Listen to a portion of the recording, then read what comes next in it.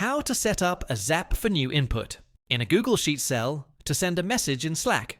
You can do this in 7 steps. 1. Go to Zapier and click on Create Zap. Select Google Sheets as the trigger app and choose New Spreadsheet Row as the trigger event. 2.